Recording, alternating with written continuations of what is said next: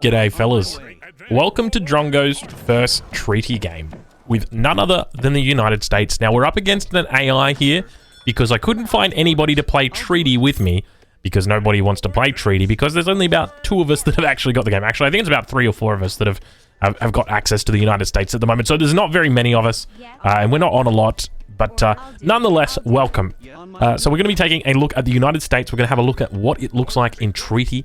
So I'm going to be here with you the entire way through as we look at that. So I suspect this is going to be a long video.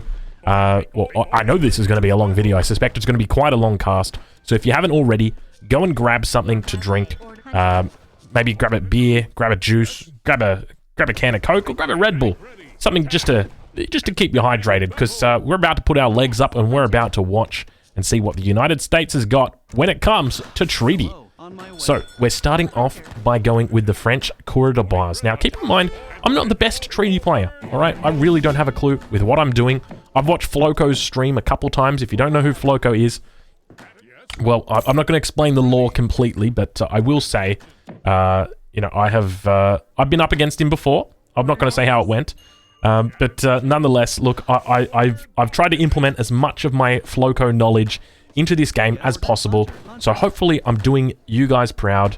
I've got a villager on wood. I'm not sure why that villager is on wood, but we're starting off with the 3 Cour de Base. The idea behind that is that 3 Cour de Base, so they don't count towards your settler limit, and it's a pretty strong opening. It increases the speed of your villagers, so they're idle less. It's pretty much the strongest opening that you can get with the United States. And so now we're moving over to coin. And so the idea with this is that we're going to be shipping in the bank wagon next. One of the things I've seen Floco do is that when he's playing Dutch, he will spend like all of his time in the first age just getting up a whole bunch of banks before he ages up. So I thought, you know what, I'm going to do the same thing. We've got a bank in age 1 card that we can send. We might as well send it. So it's going to cost us 350 coin. It's the Dutch immigrants. If you're not familiar with the Dutch immigrants, we've got a video dedicated on every single immigrant, from the Dutch to the Irish to the Germans, and where they place, or at least where I place them in a tier list. So now that we're up to 350 coin, moving our settlers off that coin mine and now sending them over onto wood. I could see an idle Cour de Bois there for a second, but he's started chopping. And so now the plan is to get up the market, and we're going to wait for that shipment to come in. The Andes is a terrible map when it comes to treasures. I think I found that one treasure in the beginning, which was like a really good treasure. I think 80 or 90 food guarded by the 2 black bears. And then no other treasures at all except for that one behind our base. So a little bit of tough luck. Typically with the United States, you want to be getting as many treasures early game as possible, because that's going to really power up your shipments. You get a lot more experience with the United States through a number of different mechanics that they've got, but primarily due to their collection of books. The United States have got a collection of books. So now, at this point, I'm like, oh, hold on a minute. I should have gathered 400 coin. Oh, sending the wrong card. I should have gathered 400 coin because I needed to get hunting dogs as well in the first age. So I didn't do that. So now I'm going to be a little bit slow on my hunting dogs, but that's okay. That's all right. It's Drongo's first treaty, and it's bound to happen nonetheless. So now our Dutch immigrants are on the way, going to be providing us that bank wagon, and with us that bank wagon going to be providing us a delicious trickle of coin and a whole bunch of XP once that bank wagon gets planted. So economy is starting to build up now. Once this bank wagon arrives, you'll see that will take us through to the next card. So we're going to be going after this. I think we're going to go the German immigrants. So for anybody wondering what the German immigrants do, the German immigrants provide you with up to 5 settler wagons that you can build. And so the way that it works is when you spawn a farm, it will spawn a settler wagon. So once you've built, not a farm, a mill. So once you've built a mill, constructed a mill, then a settler wagon will appear.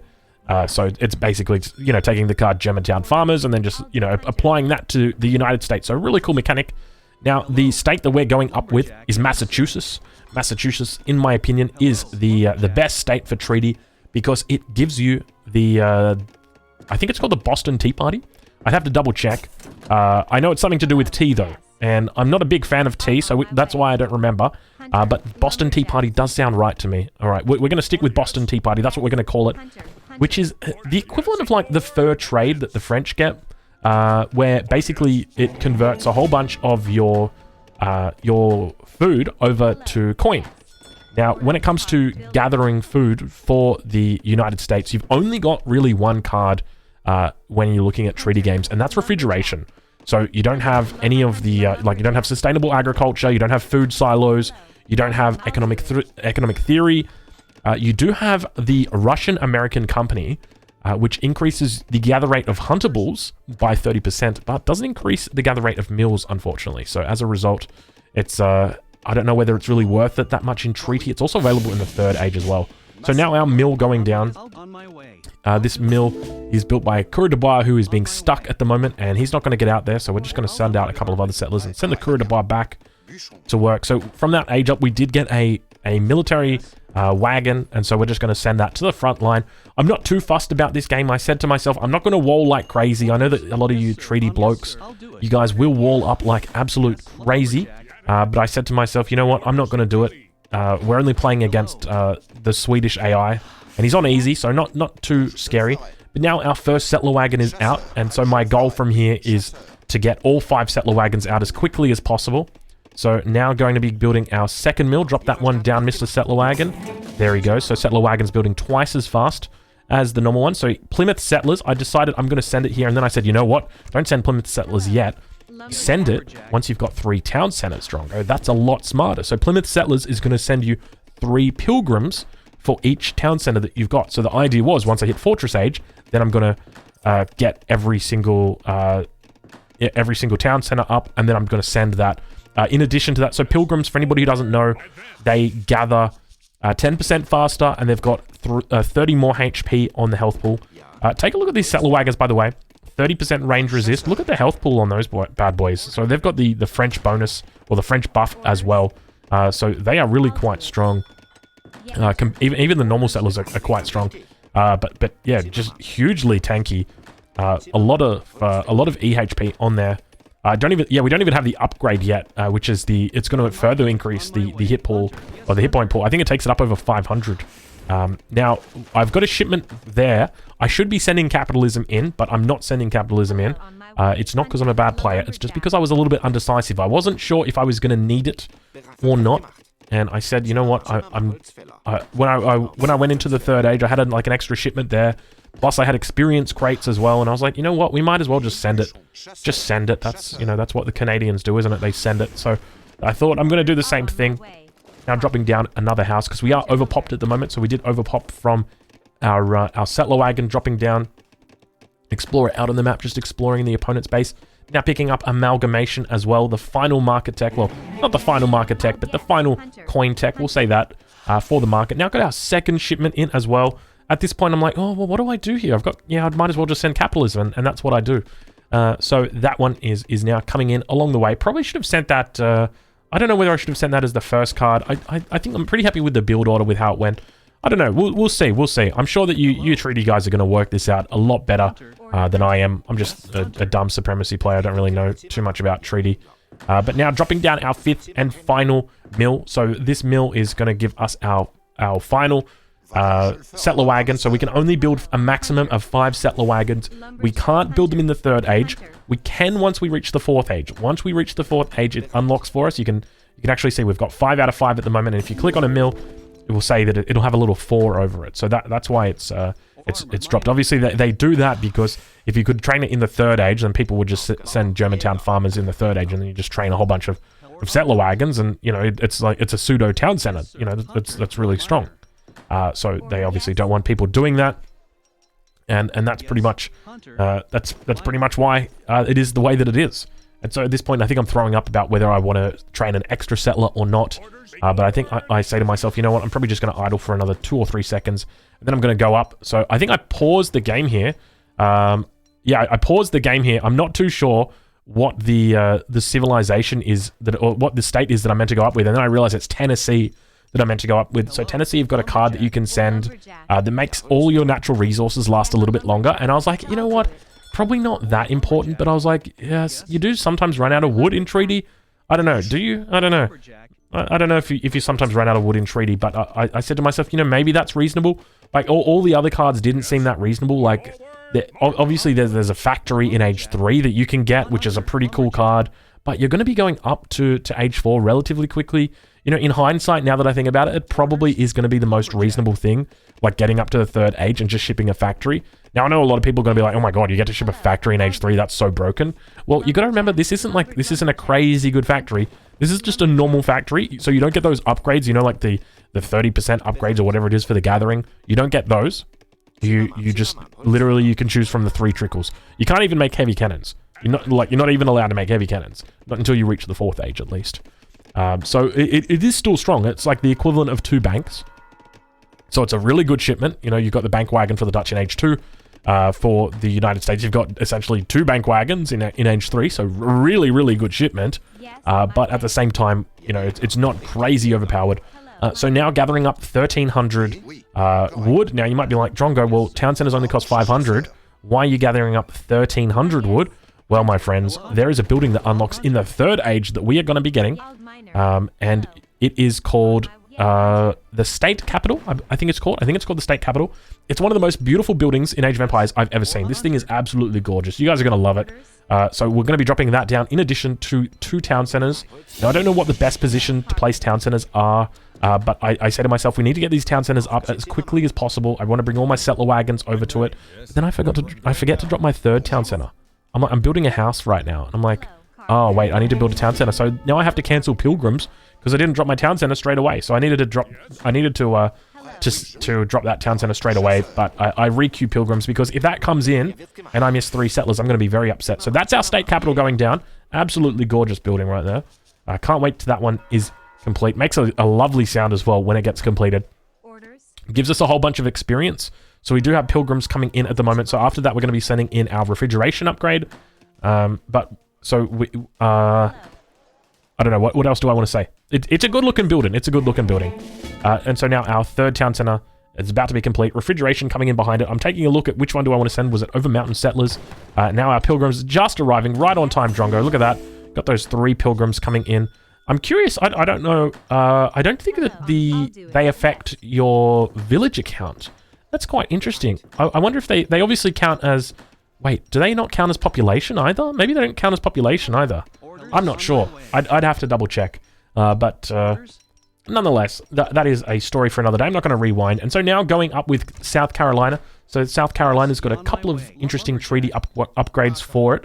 I think it's Quaker guns is what they've got access to. So for anybody wondering what the Quaker gun is, it is a dummy artillery piece. So it's an artillery piece that can take the shape of any artillery piece you like it to.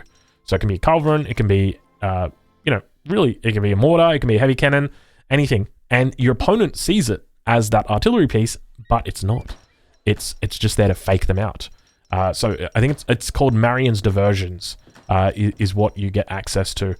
So a really, really cool card. I'm very curious. I think in treaty especially, it's going to be very powerful. You know, you see your opponent is lining up. They're playing the United States, and you see 5 culverin, you see 5 field cannons, or 5 horse artillery, and you don't know which one are real, which one are fake. You know, and they all fire, and it all sounds legit. It's just some do damage and some don't. So, you know, you're going to be focusing down the culverin, but the culverin might be fake. They might not be real. So another interesting thing is that with the mercantilism upgrade, it's not called mercantilism anymore. For the United States, it's called something different, but you can see it actually drops down big collections of books. So you actually have to gather the experience. You don't get it for free. It doesn't just instantly hit your bank. You can see slowly and slowly it's trickling up. We're getting those up, or the shipments in our home city. The flag is going up. We're on the way to the 4th age now, about to age up, and then obviously sending in our factories. So really not that much of a delay between hitting age 3 and age 4 and sending the factories. So curious if that's going to be worth it or not. I suspect it probably would be, because it is, you know, when you think about it, that's like, what, maybe 2 or 3 minutes that the factory's working, and you can do the factory upgrade as soon as you age up. So your second factory is pumping immediately as well. And yeah, you know what, that's probably worth it. All right, treaty guys, write that one down. Send the factory wagon in age 3. That's a good thing. Now, other than that, we've also got Minneapolis mills, which I'm going to be sending. So 10% increase to our mills. So not too bad. So obviously we don't get the 15% from, well, the 10% from economic theory, or the 15% from sustainable agriculture. Is it 15%? Might be 20%. But the 15% from food silos, that was the one I was thinking of. But nonetheless, it's a reasonable upgrade. Now, looking to drop down the factory, I was going to put it up in that corner, and I said, no, you know what? If I'm a treaty player, we're going to be fighting over the natives over there. So I'm going to put my factory down here on the south side. That way, when you come in with your mortars, potentially you don't snipe my factory, because if I put it over that side, you might have sniped it with my mortars. Obviously, we're playing against Gustavus, and he's not doing a really good boom right now. I think I'm being kind to him saying that. You know, it's not the best boom that we've ever seen. But you know, he's doing all right. He's doing all right. So now we're getting our upgrades as well. Taking a look at some of the upgrades from the state capital as well. So our boom's not feeling too bad at this point. I can't remember exactly what this boom works out to be. I think it might be a 2200. A 2200 boom. We'll have to take a look at the end and see. And here I am comparing the rates for the pilgrims. Just so you could see. So I think it was 1.15 versus 1.13 for the villagers on the farms. Not sure exactly, but I'm sure you guys can always go back and have a look. I can't do it though, because I'm just sitting here. I'm watching this video play live, and now a whole bunch of food has dropped in. So that's from the Minneapolis mills that's dropped in. So we're going to use that. Drongo's actually doing a pretty good job of macroing this as well. So I did the math, and I'm like, I'm going to want to gather a little bit more coin than I am food, because then this shipment's going to come in. I'm going to time it, then I'm going to go up to Imperial with it. Like, look at this. This is perfect macro coming out from the big drong right here. Just really, really well timed. And so going up, there's two options that you can go up with for the fifth age. I can't remember exactly what they are. So now we're researching the Oregon Trail. So Oregon Trail, really interesting tech. You pay 1,000 wood, and it's going to make all of your wagons twice as strong. It's going to increase their speed by 25%, and it's going to reduce their cost. So from the state capital, you can train wagons. You can train outpost wagons, trading post wagons, plant or estate wagons. You can train mill wagons. You can train town center wagons, and you can train them all at a reduced price. If you've got, I think was it the Oregon Trail? I can't remember exactly what it was called. But if you've got that tech, you can train them at a reduced price. Now, I think it's cost 1,000 wood, so it's a big investment. But I said to myself, you know what? If I'm playing treaty, you know, that's priceless kind of stuff. Having those wagons, you know, I don't have to send my explorer or my general to go and build an outpost or a trading post anymore. I don't have to send him to build the native trade post. I don't need him to do anything like that. And now adding statehood. So statehood is going to decrease the time it takes for us to research Florida, and it's going to double the books that we get when we age up. So you see those books on the ground, large collections of books? We just got twice as many because we researched statehood from the state capital. So good stuff. Drongo's looking good. He's in a great spot here. Still haven't reached the max settlers yet, but nonetheless, still booming our butts off. We've got a fort wagon that we aged up with. Forts for the United States are incredibly valuable. Really, really valuable. And I will show you guys why they are so valuable a little bit later on. But here I am just saying, you know, we need to keep a shipment for Boston Tea Party.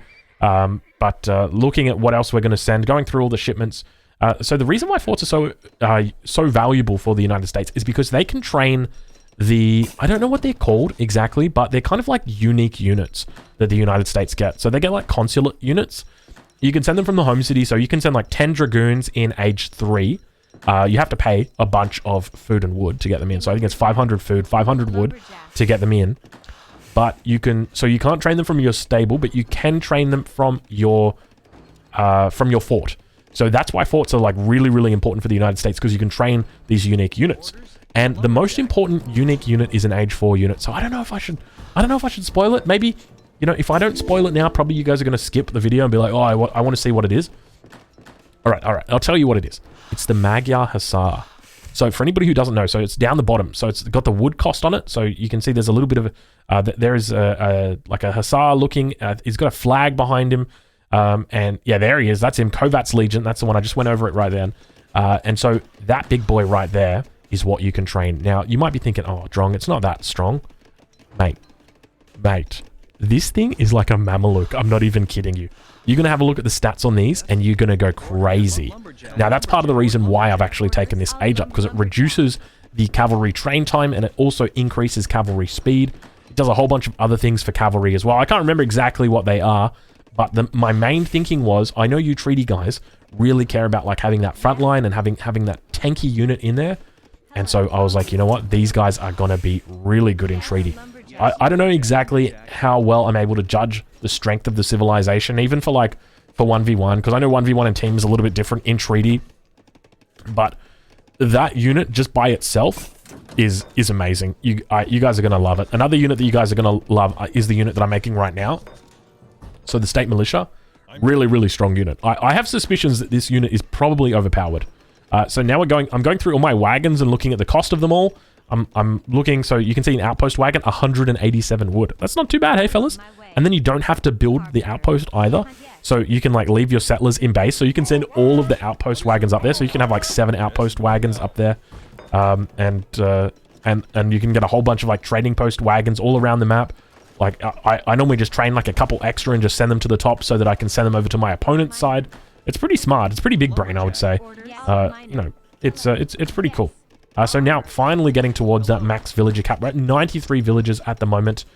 And so now dropping down that mill wagon. So obviously we don't have to waste villager seconds on building the mill either, because the mill is going to build itself with the wagon. So there it goes up instantly. It's not a big thing, but you know, it's one of those little things. It's nice. It's nice.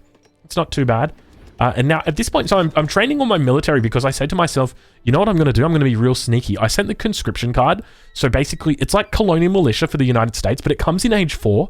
And essentially what it does is it allows you to train Minutemen batches, and instead of getting the 6 Minutemen, you get the big batch of Minutemen, like the 16 Minutemen.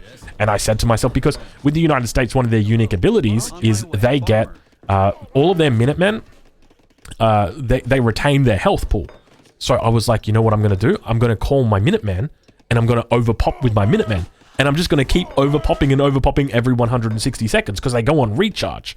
And so I'm like, you know, this is heaps big brain, Drongo. Like, you're so smart. Like, people on Reddit are going to be like, oh my god, that Drongo guy's brain, his brain is so big.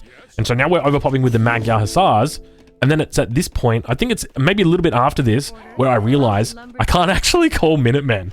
They thought about it. They thought about it. The devs thought about it. They said it would have been overpowered if we let the United States just like randomly get to like 600 population from Minutemen. So yeah, unfortunately you can't do it. So this is the biggest overpop I could do. You can't send the unique church card either. So the unique church card for the United States, it's on the age 2. I want to say I can't remember the state that it's on. It's on the 4th state. But essentially, if you take that, then you can't send Boston Tea Party. And Boston Tea Party is the card that you need to transfer all of your food into coin. And so I was thinking at that point, you know, like, I think that's a really important mechanic to have so that you got a whole bunch of resources there. And I just said, you know what, it's not that big of a deal to have that. The overpop couldn't even really get that big. So now we've got our Magyar Hussars out. Check out that, 1344 health. 1344 health. I think they've got about 60 attack on them. I'm not sure if I click on them again or not, or at least right now. There we go. 63 attack. Damn, those are some tanks. So they cost 3 population. They cost 180 food and 100. I think it's 120 coin. So they're like basically 50% more of everything for over a hussar. So essentially, it's just like. That. Oh, and here, check out the wall upgrade. So they've got redoubts. So it increases wall hit points, wall build time, and reduces the cost of walls as well. So a bit of an interesting upgrade. The United States walls, they can't go to the same hit points that European walls can go to. So it's something to be aware of. It's still relatively high, but not crazy high. And here I'm just checking out, you know, what are the shipments I'm going to send. There's a couple of good shipments that they've got for treaty. I do like it. So sending in the Springfield Armory. So what that's going to do is that's going to make all of our arsenal technologies for free. It's going to give us advanced arsenal as well, but it's going to make them take 2.5 times longer. I think it's 2.5 times longer. It's 250%. So whatever that translates to, it's a lot. Let me just say that. And so the idea with my strategy here, as you guys can see, I've got a whole lot of mills. A lot of guys on food right now, getting that food income in. Somebody suggested it might be a good idea. I think it might have been Harrison who suggested it. He said, include the gather rates on it, because people are going to want to see this stuff. So There you go. So you can see how much food I'm actually gathering right there. And so I didn't get these food upgrade here. So these ones until after I sent my food shipment. I think that's what I did. I think I was like, you know what? I'm gonna keep it. I'm just gonna make sure I do any of like the food upgrades. I want to do it after I send my Boston Tea Party, because you know it kind of makes sense. Like if you don't do that, right, then you're spending 1,000 food that could have been turned into 1,250 coin, and you know you're losing resources out of it basically. So that was essentially my thinking. So now checking out the population, I'm curious actually how many villages you can build as the United States, because judging from my math, maybe the Coureur de Bars aren't counting as villages. Maybe is that what's happening? Because I can see 99 villages plus 5 of the settler wagons, right? But then there should be 3 from the Coureur de Bars and then 9 pilgrims as well. So in total, it should be like 119, 100, yeah, 190, 122 villages. That's from my math, or the equivalent of 122 villages. The actual number would be 117 because you've got those settler wagons. Because we've got the 9 pilgrims, and then I don't know. Math has never been a strong point of mine. No, I'm just kidding. I was an absolute boss when it came to math at school. I won like all the competitions. I remember they had like this competition about like telling the time, like 24-hour time. I just remember I aced it completely. I had like a 24-hour watch on my wrist, because that's what you do. You wear watches on your wrists, unlike those cool guys who wear them in other places. But we're not going to talk about that because this is a PG stream and a PG YouTube channel, because this isn't live right now, by the way, guys. I think what's the date right now? I don't know what the date is. Let me check what the date is. It's the 9th of April. You know what's happening tomorrow, the 10th of April? It's the big event. Oh my god, we haven't even seen the big event yet. Oh god, I don't know what's going to happen tomorrow, but it's going to be freaking crazy. Like obviously the United States gets announced. I know that much because I'm playing with the United States right now. I'm curious what else is going to happen now. So anyway, let's get back on topic. I hope you guys enjoyed that little bit of off topic. But you know what? I said to myself, we're going to need a little bit of downtime when it comes to treaty anyway. There's not too much going on at this point. I'm just doing some casual walls here, getting stuffed around by that hitbox for the market, and deleting all the wall pillars in classic treaty style. Getting up a nice little wall. I say, you know what? I'll give them 1 layer of walls, because if I didn't do 1 layer of walls, they'd be complaining, because they probably want to see the walls, Drongo. They want to see the walls. They want to see what the walls look like, because let me tell you now, the walls look different. The walls actually look like the Houdinese or the Haudenosaunee walls. At least at the early levels. I don't think at the late levels they look like it. I'm not sure if I go down and have a look at them. Eventually this wall will get built and we'll see. But you can see at the moment, so the Trunion improvement just done then. So that improvement is, oh, there you go. Get a good look at the walls right there, fellas. How's that for you? That's not too bad. You've got some nice spikes on the top. But the Trunion improvement, so that's coming in from the arsenal. You can see how slowly those arsenal upgrades are researching. So I think we started researching those at like 25 minutes. It was pretty darn early into the game. And I'm pretty confident by about like the 40th minute, they've just finished researching. Like it's literally right before. I timed it perfectly. I tell you what, some people say, Drongo, you're not a god. But I tell you what, that is evidence right there that I'm a god. But our boom's getting underway right now, fellas. I hope that I'm managing to keep you guys entertained.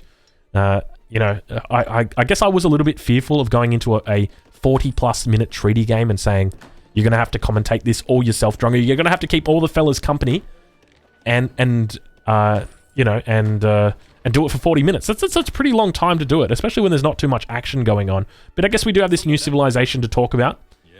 So we've got the unit. So one of the things that I was theory crafting with, right, is because you rely on Boston Tea Party, right? Boston Tea Party is like the fur trade. So if you don't have enough XP for it, now you're going to give XP to your opponent if you do this, but you could just like delete your banks and then rebuild your banks. Because banks give like 140 experience, right? Like it's a lot of experience. So if you need experience like in a jiffy, you just build a whole bunch of banks. Like, who's going to hate on you then? You just got a whole bunch of shipments. Like, obviously you're going to give your opponent like double experience. You know what? Now that I think about it, you probably should be deleting your state capital, because that gives 300 experience and it only gives 300 kill experience. Oh, bro, you should totally be deleting your state capital. Delete that and then rebuild it. It'll give you 300 experience. That's cheeky. But it gives your opponent 300 experience as well. But I don't know, like maybe you scale better with experience than your opponent does. I don't know. I don't know how it works. But that's something you guys can think about. It's something that you can math out. Here I'm showing the fort and the build rate with the fort. So the build rate with the fort is incredibly slow unless you've got this big boy flag right here next to it, which increases the construction speed to all buildings by 50%. So that includes the fort. The fort is a building, and it's obviously got a pretty big AOE in the Imperial Age. So you can see that big blue ring around the flag is what is affecting, or what's being affected. Oh, I think now we've got those. We've got the final wall upgrade. It doesn't look final, but I assure you that is what the final wall upgrade looks like. It's quite literally just a little wall. Like, it's a little bit darker than the normal wall. It looks pretty cool if you like zoom in on it as well. I think the gates look pretty cool as well. I like those. But other than that, like, it's yeah, they don't look the strongest. I think they get about 6,500 health. So yeah, definitely don't look the strongest. Don't feel the strongest. I'm not sure exactly why that is. I'm sure that there's some reason for it. So now I'm deleting the bank. I like did the math. I'm like, wait a minute, I can build bank wagons. And so apparently there's a bug where you can build multiple bank wagons in transition, but obviously you can't build multiple banks. And then so I was just like, well, I'll just wait for the bank to finish, and then I will delete it, and then I'll build another bank, and I'll get the experience from that. But obviously, like, giving my opponent a whole bunch of experience here. I should have been doing it with the state capital, and I think I'm like pointing up at the clock there, saying, you know, I'm a little bit worried about the clock, because I obviously need to get this this shipment in before, like, ideally, I think you want to get it about 36 minutes, just so you can get all your upgrades in, because right now I've got absolutely no coin. I mean, I've got a little bit of coin, but not a lot. I'm just checking, you know, what upgrades can I get right now. There's not really a whole bunch that you can get. So volunteers, so that is what's the unique, the Royal Guard unit for the United States is the volunteer, or the state militia. So you can see it right there. It gets it's quite an expensive upgrade. It enables the improved hit point aura action. So I think it goes from 30 to 50 with the Royal Guard upgrade. So what I'm talking about there is you get 30 hit points based, or you get 1 hit point for every state militia that's next to your state militia. So if you've got 30 state militia, they all get plus 30. But if you've got 50, they all get plus 50 with this upgrade. So it caps at 30, but then I think with the Royal Guard upgrade, I'm not sure. I'd have to double check. I mean, you guys will probably go in and double check and find out exactly what it is, but it's got a total cap of 50. So you can make 50 of these bad boys, and they all get plus 50 HP. Yeah, you heard that right. So you have some pretty damn crazy skirms. I'm pretty confident against the United States. Like, you're going to have to play pretty artillery heavy because they are an infantry civilization. They're very, very big on infantry. Obviously, they've got like 3 different pieces of infantry. They've got 2 different types of skirmishers. They've got the sharpshooter. Is it called the sharpshooter? I think it's still called the sharpshooter. Oh no, it used to be the volunteer. Now it's the sharpshooter. And then they've got the regular, which is their musket, and then they've got the militia, the state militia, which is kind of like a strellet. I would say is probably the best thing. So now getting out our outpost wagons here. So with the outpost wagon, I'm dropping one in base because I need to get the upgrades for them, because otherwise I have to, like, you know, you have to wait for them. Now, Boston Tea Party is about to come in. I don't actually realize the Boston Tea Party came in until, like, I think it's a couple minutes after. I'm like, oh yeah, that's right, Boston Tea Party. So now I've got 90,000 coin to do with what I please. Yeah, I don't really realize immediately. So not too bad of a boom at the moment. So we're up to 170k, but still working our way. Probably could have left this a little bit longer. Maybe got it a little bit higher. I'm not too sure, but it felt pretty good. I was pretty happy with it. And now got our trading post wagons as well out at the trading posts, so that, you know, as soon as the treaty period ends, you can just instantly claim all of the trading posts. Your opponent is going to be so mad at you, but you know what? That's the United States, baby. We're bringing freedom to our enemies. So now getting all of our upgrades, getting that upgrade for the walls, getting our upgrades, dropping down a couple of artillery foundries and a couple of stables as well. Get those upgrades in as well, because we didn't put them in. So typically you'd only want to be upgrading the carbine cavalry.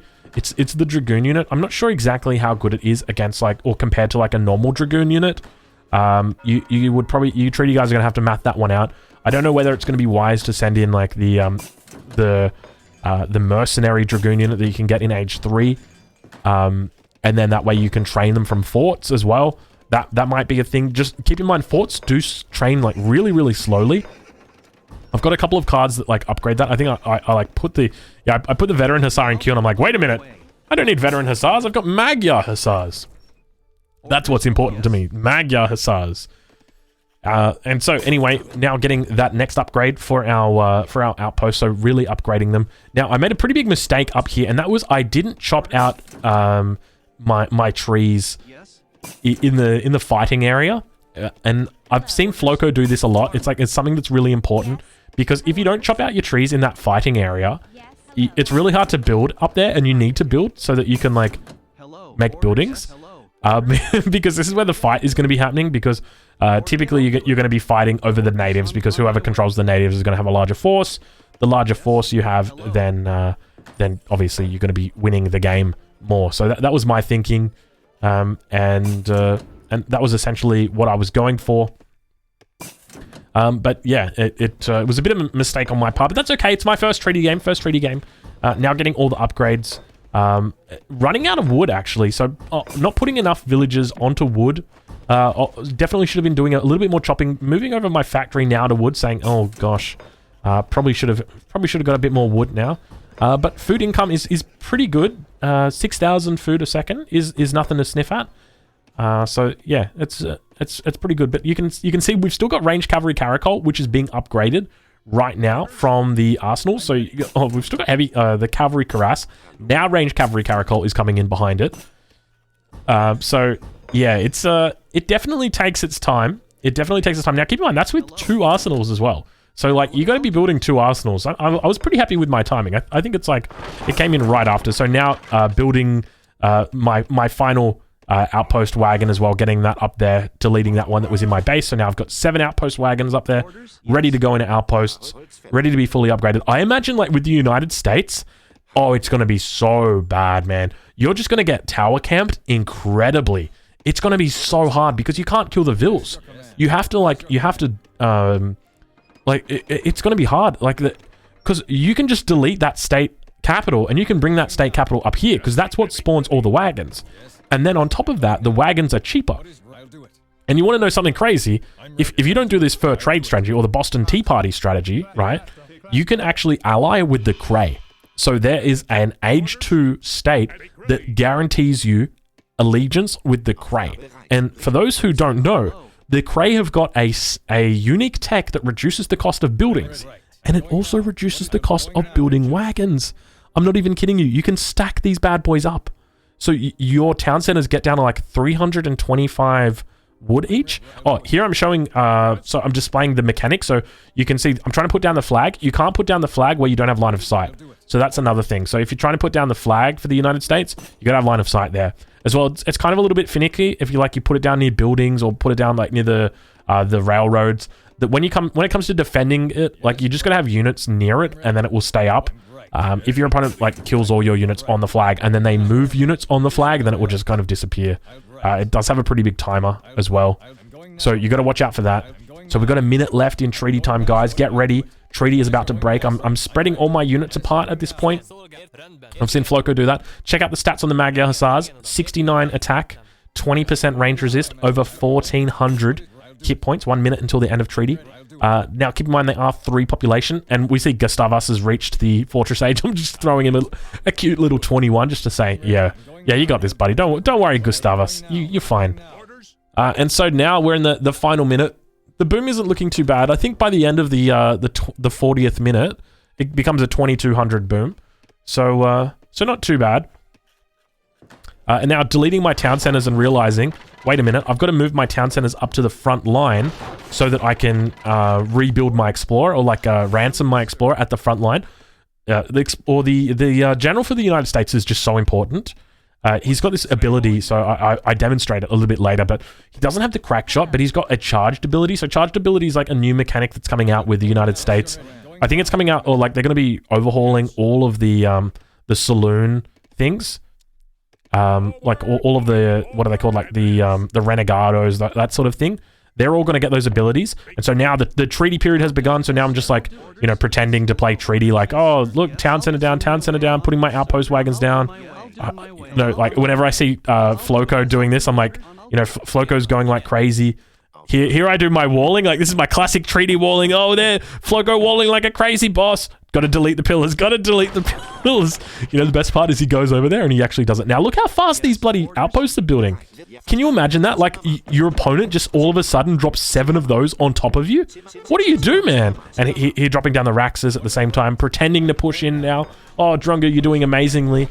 And now in our base, we've got the enemy explorer sieging us with a spy, a single spy. So we just delete some units because, you know, they would have been fighting. We actually dropped down to 190 population because I deleted too many town centers. So that's something to be aware of, Drongo. You got to think about that. And now calling Minutemen. Take a look at these bad boys. Veteran Marines. Have a look at the stats on these guys. 360 HP. So pretty darn tanky. And they've got bonuses against artillery. So they're basically walking cavalry. So watch out for those guys. I've got a couple wagons that I've just left around because I haven't actually just been paying attention to them. I'm too busy microing, killing these lame leather cannons. I can't believe people make leather cannons in 2021. It's so disgusting. How do these people sleep at night? And you can see my Minutemen are on cooldown now. So we've called 16 Minutemen, so we can call them every 160 seconds. So now my military's died. Oh no, my military's died. I've deleted them. So Kosciuszko fortifications now coming in as well. I'm training up some Gatling guns. And so with Kosciuszko fortifications, it's going to decrease the build rate for your forts. So now you can see there's my Magyar Hussar, putting it in the queue. Look how long that takes. Look how long that takes. That's with the cavalry upgrade from the church, by the way. And so I think I actually select both forts, and you can see the difference in training time with the Magyar Hussar when we train both of them. Now, one of them's got a flag next to it. You can see that big flag right next to the fort up the top. Look how much faster it trains. It's not a huge amount, but like you can see the difference. It's a 25% work rate to military buildings. So, you know, it's just that little bit faster, Now, remember with the United States flag, you can't put this flag down in your base. You've got to put it a certain distance away from your TC. So there I am pointing out like a couple more cards. So with patriotism is like the equivalent of riding school and fencing school for the United States, but it only affects the United States units. It doesn't affect like the mercenary units that they get, like the Magyar Hussar. It doesn't affect them. So, you know, they thought about this. They were like, okay, we can introduce a crazy overpowered unit with 1,400 hit points, but it's going to take forever to train. So that it's like, it's actually kind of balanced. Like, don't get me wrong, like people are still going to complain the fuck about this, man. By the way, Settler Wagon, 510 hit points. That's pretty cool. That's pretty cool. And now our Imperial Gatling guns going in. You guys get to have a look at these bad boys. So we've got the upgrade for the Imperial Gatling gun that basically makes it so they never have to reload. It doesn't basically make it, it just makes it so that they don't have to reload. So it literally just takes that reload animation off. These guys literally all day they're going. And so now training up a couple of state militia. Now you can see there's a couple of state militia that are training a little bit faster than the others. Those guys are affected by the flag. So the flag is still up. It's affecting a couple. So you can see they're about to pop out now. Bam. Now look how much longer it takes for those guys to come out. There you go. So it's just that little bit of training time difference. You know, the flag is important when it comes. I think it's a very defensive object. Like, you definitely want to be using it now. You can't put down 2 flags. It does look like there's a second flag there, but I assure you it is only 1 flag. You can see it just disappeared now. But yeah, I mean, that's it. So now we've got our Minutemen off cooldown as well, so we can pop those out as well. I don't think we do that. I think I'm just deleting the volunteers. I think I'm just showing off the stats for these units for you guys as well. So these are the musketeer units, the regulars. I don't know why I'm not cheating yet. I should be using cheats. Okay, literally as I say that, I start cheating. Drongo the cheater. So using Nova and Orion, which is going to give us a couple more shipments. So sending in patriotism, sending in the all the cards that really give us the important upgrades. I don't know how good this treaty deck is. Maybe you treaty fellas are just going to come in and be like, you know, that's a terrible treaty deck. You need this, you need that. I'm not sure. As I said, I'm not the best treaty player, but I tried to give it a go. Hopefully you guys, hopefully I made Floco proud. Hopefully. But now getting in all those shipments now, so you guys can see just what we're talking about. So the final stats on the Imperial regulars, they're not too bad. They've got the 14 range, which is really what you pay the extra money for. Yeah, after that, so now you can see how fast the state militia are training pretty darn quickly. Keep in mind, look how fast these ones are training. Those ones at the front train faster just because they've got that flag. I'm just going to keep reminding you guys of that flag because that's where all the difference is. So a couple more forts in decks. We've got this one here. So let's have a look what that card is. Moultrie's Militia. So enables them to construct military buildings. It improves the state militia damage by an additional 10%. Delivers 12 state militia. And then does a couple of other things. I didn't catch what it was. And then our Minutemen popping instantly, because I think we've still got Speed Always Wins on. I don't know whether we've got Speed Always Wins on, actually. I don't think we do. Do we? Let's check. Is it going to send? Oh, no, yeah, we do. Okay, it just sent then. So getting the final upgrades for the Veteran Marines as well. So I'm not quite sure why they're called Veteran Marines. I thought they were called Imperial. Oh, I think it's Imperial Minutemen, and then when they go to Marines, they become Veteran Marines. I guess that's it. I wonder if there's Imperial Marines. I don't know. Maybe you got to do the upgrades in a certain order to get the names the right way. Kind of like the natives, you have to do that. But now putting down that fort, Speed Always Wins is on. Don't think for a second that that's how quickly the forts go up. They do not go up that quickly. Now training a couple of the carbine units as well. We've got this shipment, Florida Cow Hunter. Why not? It sends you a cow for every single shipment that you've sent that game. You know, not a great shipment at this point in the game. But here I'm demonstrating the infinite Gatling gun, just shooting away, just doing its thing. It doesn't overheat. It doesn't need to. It's just firing. It's just firing its bullets. So we've got coffee mill guns right there. So they no longer need to reload. So it just basically lets them fire forever. So it's good little fun. Yeah. Oh, not a bad boom at the moment either, guys. 700. What is that? 7,390. Not too bad at all. And Gatling guns just really. So Gatling guns don't have to reload, but they do have to reacquire their targets. And when they reacquire their targets, they take a little bit longer. So it works out to be like a 20% boost to hit points, or to attack. So it's not a huge amount of boost when it comes to DPS. And here it kind of looks like they're reloading a little bit. I'm not sure exactly what that is. It might be just to do with them sieging. I'm not sure. But I didn't notice too many issues with it. It seemed to be fine. And now all of our cows have arrived. Semi-fattened cows, 28 of them. I just delete them and I say, you know what, fellas? Get them up there. Get them up there. Now, I know Floco always includes the infinite cards in his deck. Now, I don't think there's any infinite native cards for the United States, but there is the infinite 2 horse artillery. Now, I didn't upgrade my horse artillery, so you will have to forgive me. Yeah, we're not doing too bad at the moment. I X-mark the spot because I want to go explore and use my explorer and demonstrate to you guys the new charged carbine attack that he's got. So he's going to look like he's crack shotting, but he's not. What he's doing, he gets down on the ground, he does like his little attack, but you'll see it go on cooldown. So we watch 3, 2, 1. You're going to see him go down. There he goes. He's going down. Look at that damage that he just did to that Hussar.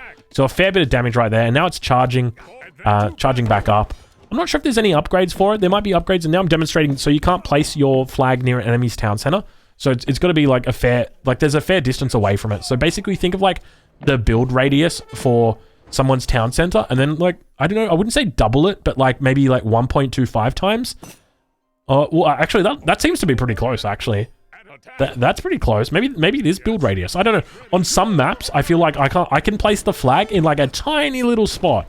So, I don't know. Maybe Andy's is a bit different. Maybe it's because I'm in Imperial. I'm not sure. But you can see it's giving me 10% attack damage to all units. So, getting that little attack damage buff there. And now he's going to go down for his charge shot again. Here he goes. Bam. Already off cooldown. So, I don't know how long that took. Maybe 30 seconds? Not too sure, but you definitely want to keep your hero, your general, out on the battlefield fighting at all times. Definitely important. That charge attack is obviously you're not going to be able to take out enemy Mamelukes with it, that sort of thing. But it definitely does a lot more DPS, I would say, per capita.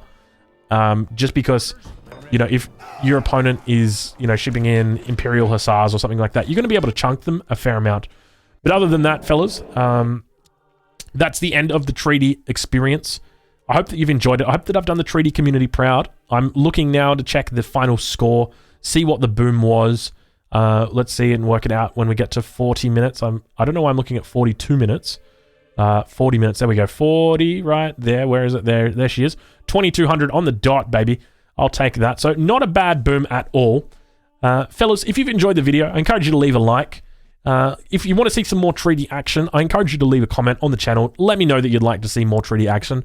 And I might just, you know, I might ask Floco. I might hit him up and say, hey, Floco, give us a little 1-2 on the treaty, and we'll see how we go. But other than that, if you haven't already joined the Discord, I encourage you to do so, and I'll catch you guys in the next one. Thank you for watching.